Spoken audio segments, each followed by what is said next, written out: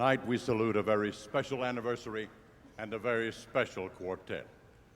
It was exactly 50 years ago tonight in St. Louis, Missouri, the 1941 International Champion Quartet was crowned. Their name, the Chordbusters. The Chordbusters came to us from the birthplace of our society, Tulsa, Oklahoma. They became one of the most innovative quartets in our society's history. The quartet consisted of Doc Enmeyer, tenor, Bob Holbrook, lead, Bobby Greer, baritone, and Tom Massengale, bass. They first sang together in January of 1940, where they attracted the attention of many early barbershoppers, including O.C. Cash. Everyone who heard them realized that this was no ordinary quartet, and they were right. The Busters would go on to influence the barbershop style in which all future quartets would sing. The Chordbusters made several landmark decisions that today have become standard. They were the first quartet to work closely with a coach. They were the first to sing original, customized arrangements. It was their now famous bell chords in Bye Bye Blues that amazed many first-time listeners. The Chordbusters felt a quartet uniform would add to their performance, so they were the first to get shirts alike. In 1946, they recorded their own album and sold it to their fans. The album, 378 RPMs, was produced for about $1,500 and sold for $6.75, including postage. They now jokingly admit that it's worth almost that much today. The Chordbusters, winning on their very first try, set the precedent of past champions not entering future contests. That tradition of once a champion, always a champion continues to the present day. It was 50 years ago they competed against 53 other quartets. In the semifinals, they sang When Irish Eyes Are Smiling and a medley of Garland of Old-Fashioned Roses and Dear Old Girl. In the finals, they again sang When Irish Eyes Are Smiling. Repetition was customary back then, but the Busters decided to buck the trend, and as their last song, they sang their medley of When the Bees Are in the Hive and Meet Me Tonight in Dreamland. They won that contest.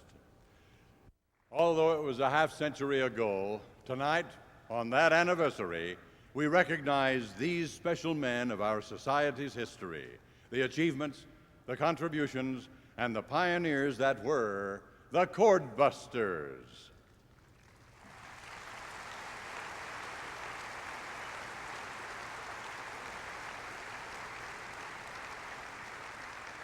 Ladies and gentlemen, it is my pleasure to present the bass of the 1941 Chordbusters, Mr. Tom Massengale. Ladies and gentlemen, you may have thought that I was standing out here alone on this stage. Pardon me, I am kind of a little choked, but I wasn't alone. You couldn't see them. I could, very plainly, and the ones I couldn't see, I feel their presence here. But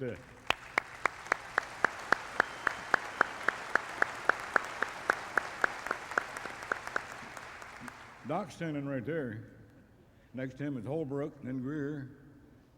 Barflies are over there. Harry Hall's wondering what in the hell's going on. He can't figure it out. Flat Feet 4 is sitting over here. You should be able to see that big grin on Red Elliott's face, because that grin would light up this auditorium. So I'm not alone. I've got a lot of people up here with me, and they're all represented here. I see their names here. I see Cash's name, Opie Erickson, Ray Granger, Puny Blevins, Hank Wright. They're all on this page. We of the Chordbusters feel that we're obligated and indebted to share. This is just as much theirs as it is ours. We thank you, we love you, and God bless you.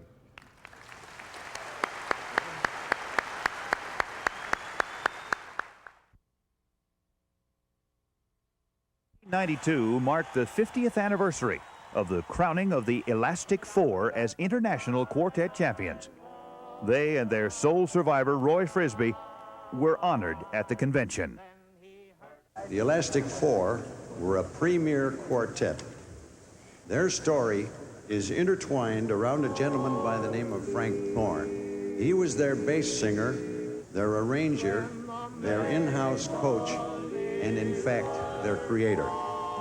Thorne is the only man in the history of the society to have served as international contest and judging chairman, international president, and international quartet champion. In 1942, the contest was held in Grand Rapids, Michigan.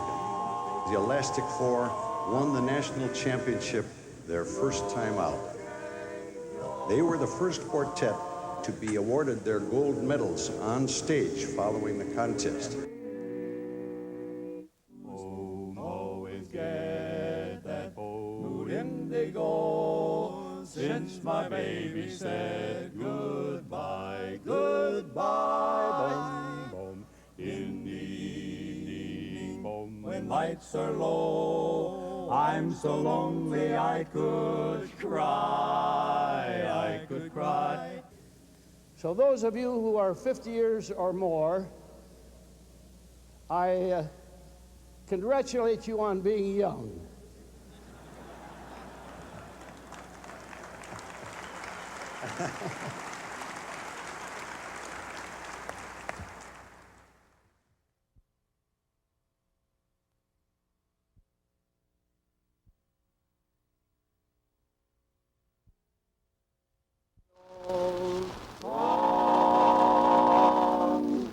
The old song goes for me. Like many early society quartets, the Four Harmonizers formed long before SPEBS-QSA was founded. The early Harmonizers, who first sang together in about 1928, performed at clubs, meetings, and vaudeville entertainments in the Chicago area for about 13 years.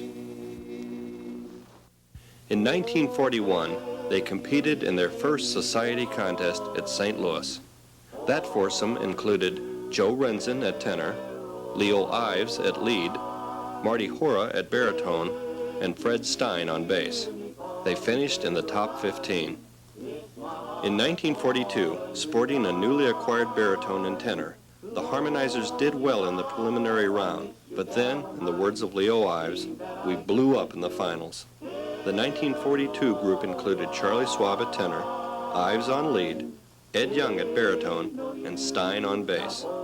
In 1943, Huck Sinclair joined the quartet at the baritone position. Each member of the winning team had a history of pre-society close harmony singing. Tenor Charlie Schwab sang in the Music Box 4. Baritone Huck Sinclair sang in a number of quartets as he was transferred from town to town by the Santa Fe Railroad. Bass Fred Stein, an original member of the Four Harmonizers, began singing at the age of 3 and spent his early career in several vaudeville quartets. In 1943, the quartet entered competition at Chicago and made it into the final round. But when Leo blew the pitch for their last song in the finals, his pitch pipe gave up the ghost. He quickly reached into his pocket and pulled out the souvenir presented to all competing quartets, a pitch pipe. The note sounded loud and clear, and a half tone too low.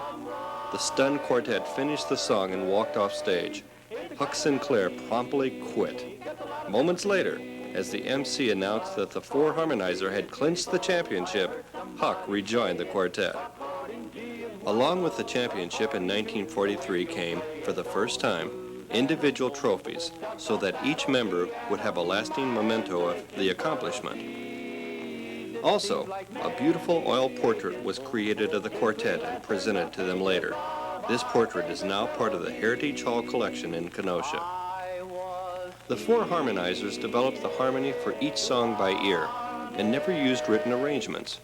Lead Leo Ives would lay out the melody as they sat around the kitchen table. Then the quartet went to work woodshedding the harmony.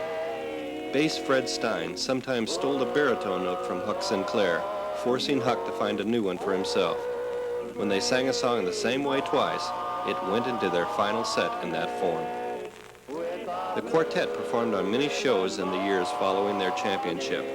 They frequently traveled with their predecessors, the Elastic Four. Both quartets were from the Chicago area. When Fred Stein died in 1949 and Charlie Schwab's interest in quartet waned, Leo and Huck began singing informally with Herman Struble and Jim Doyle of the Elastic Four. They called themselves the Harmonastics. This was probably the first incident of gold medalists from two or more quartets getting together to form a new quartet. Eventually, Herm dropped out and Charlie stepped in again. The foursome was preparing to become active once more as the Four Harmonizers when Jim Doyle died, breaking up the quartet for good.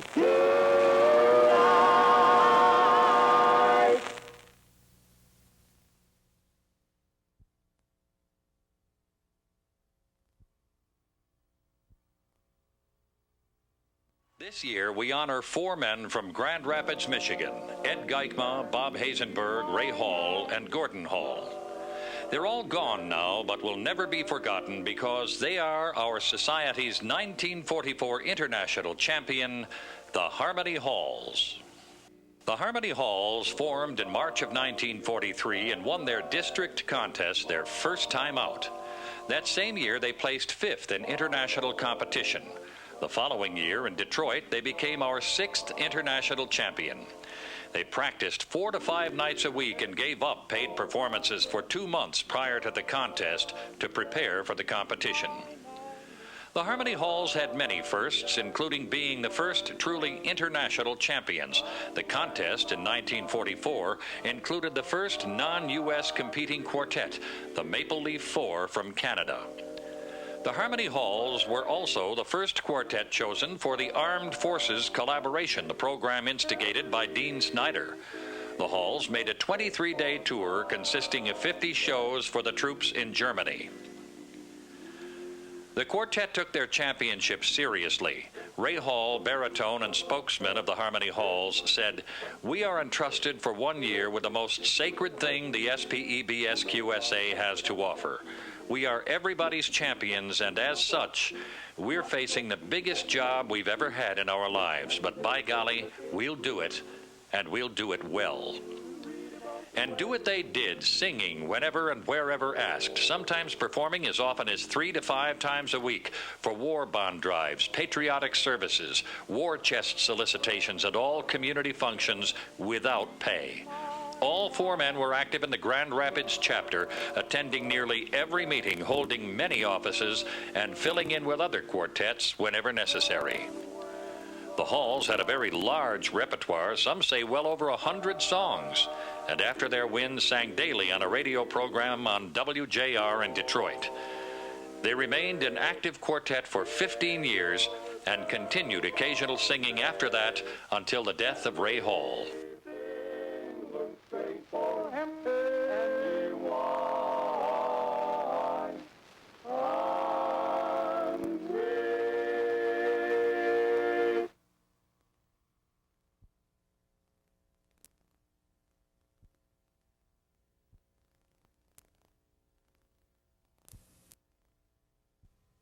A place in Hawaii that is very dear to me. What happened when 4 arch woodshedders in a hotel lobby at a convention hit upon a great combination? Why, they decided to enter the contest, of course.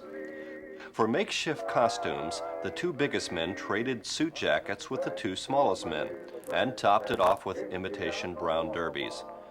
After a 2-hour rehearsal on The Lost Chord and Sweet Roses of Morn, they reached the finals, placing 7th out of 49 quartets. Thus was born the Misfits. Rehearsing seriously the following year, they placed 5th in 1942, missed 1943 for the war effort, and reached 2nd place in 1944. In 1945, due to wartime travel restrictions, regional preliminary contests were held, judged by the same 4-man panel, to select 12 quartets for the finals to be held in Detroit. The Misfits were destined to capture the gold, and did. What had begun as a pickup quartet 4 years earlier became our 1945 champions. Dedicating themselves to befit the title they had gained, the Misfits performed on no less than 46 of the 52 weekends in their championship year. Society shows or benefits for hospitals and veterans groups were never refused.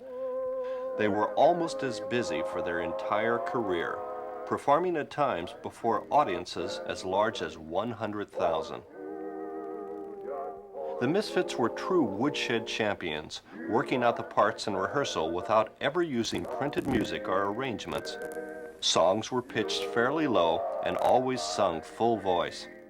Their repertoire grew to 50 songs, letter perfect, as lead Art Beelan said, and another 50 almost as well. The Misfits kept up their active schedule with the same personnel for more than 10 years. Their remarkable accomplishment came to a close with the passing of lead Art Beelan in 1952. Tenor Joe Murren left us in 1957, bass Cy Perkins in 1968, and bass Pete Buckley in 1970. Their robust style and dedication will not be forgotten.